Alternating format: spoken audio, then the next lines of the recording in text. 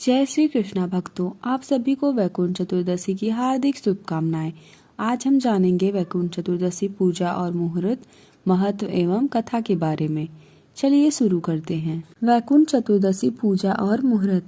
वैकुंठ चतुर्दशी के दिन भगवान विष्णु की पूजा को अत्यंत महत्वपूर्ण बताया गया है। अगर आप संपूर्ण विधि विधान और शुभ मुहूर्त में पूजा करते हैं तो आपको मनोवांछित फल की प्राप्ति होती है।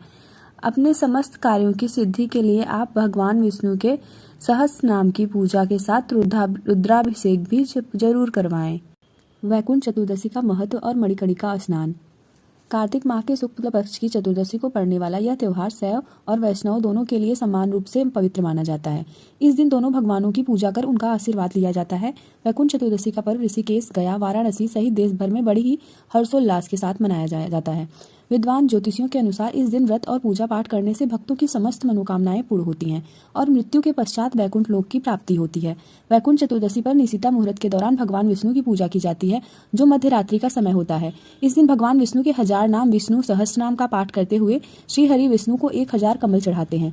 वैकुंठ चतुर्दशी के दिन भगवान विष्णु और भगवान शिव दोनों की पूजा की जाती है। हालांकि यह पूजा दिन के 2 अलग अलग समय पर की जाती है।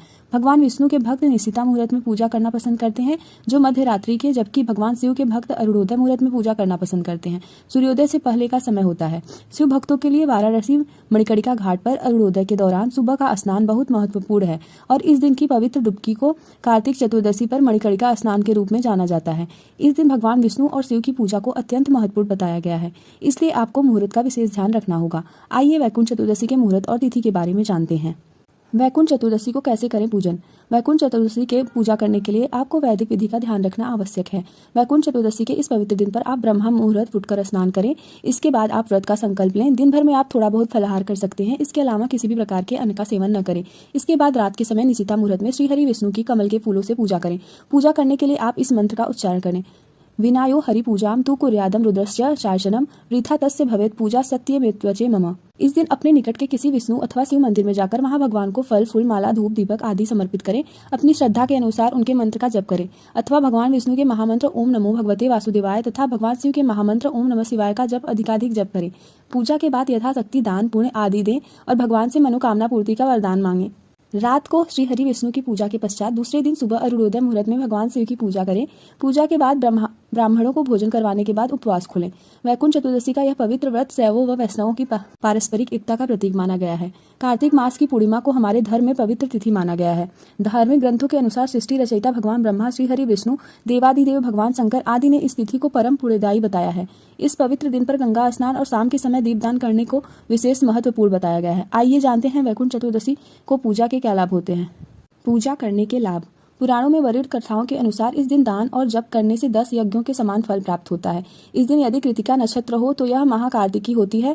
वही अगर भरणी नक्षत्र हो तो वैकुंठ चतुर्दशी विशेष फलदायी होती है और रोहिणी नक्षत्र में आने पर इसका फल और भी अच्छा मिलता है। ऐसा माना जाता है कि एक बार में देव ऋषि नारद जी ने भगवान श्री हरि विष्णु से सरल भक्ति कर मुक्ति पाने का मार्ग पूछा था, जिसके जवाब में श्री हरि विष्णु जी कहते हैं कि जो भी वैकुंठ चतुर्दशी के दिन व्रत रखते हैं उनके लिए स्वर्ग के द्वार खुले रहते हैं। भगवान विष्णु बताते हैं कि इस पवित्र दिन के शुभ अवसर पर जो उनका पूजन करता है वह वैकुंठ को प्राप्त करता है। ऐसी ही मान्यता है कि वैकुंठ चतुर्दशी के दिन वैकुंठ लोक के द्वार खुले रहते हैं। इस व्रत की पूजा के बाद कथा सुनने को भी आवश्यक माना गया है। ऐसा माना जाता है कि इस दिन अगर आप वैकुंठ चतुर्दशी को कथा का श्रवण करते हैं तो आपके सारे पाप नष्ट हो जाते हैं। तो आइए इस व्रत की कथा के बारे में आपको बताते हैं। वैकुंठ चतुर्दशी की कथा। वैकुंठ चतुर्दशी को लेकर एक काफी कथा प्रचलित है। इस कथा के अनुसार एक बार श्री हरि विष्णु देवादिदेव शंकर जी का पूजन करने के लिए काशी आए थे।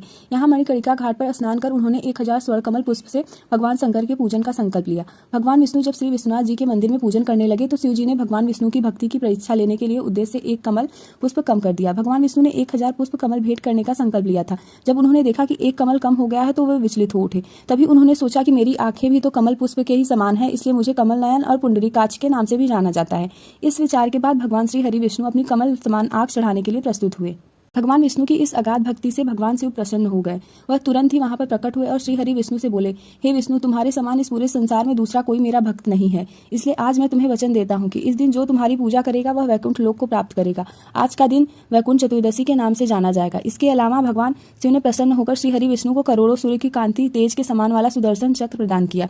इसी कारण से ऐसा माना जाता है कि इस दिन मृत्यु लोक में रहने वाला भी कोई भी व्यक्ति इस व्रत का पालन करता है तो वह कुंड धाम में सुनिश्चित कर लेता है। इसके बाद देवर्षि नारद पूरे पूरे पृथ्वी लोक का भ्रमण कर वैकुंठ धाम पहुंचे तो उनके चेहरे पर एक सवाल दिख रहा था, जिसे भापते हुए श्रीहरि विष्णु ने पूछ लिया, ऋषिवर आपके चेहरे पर मुझे एक प्रश्न नजर आ रहा है, कृपया बताएं आप क्या पूछना चाहते हैं। नारद जी ने तुरंत ही कहा कि भगवान आपके अनन्य भक्त हैं, जिनमें से कई दिन रात आपका नाम जपते हैं, जिन्हें आसानी से वैकुंठ प्राप्ति हो जाती है, लेकिन कुछ लोग ऐसे हैं जो दिन रात आपका नाम जपने में असमर्थ हैं, क्या उन्हें वैकुंठ की प्राप्ति करने का कोई मार्ग नहीं है। इसके जवाब में श्रीहरि विष्णु ने कहा कि जो व्यक्ति वैकुंठ चतुर्दशी का उपवास करेगा उसे वैकुंठ धाम की प्राप्ति होगी। ऐसा माना जाता है कि तभी से वैकुंठ चतुर्दशी का इस व्रत को पालन किया जाने लगा। जय श्री कृष्णा।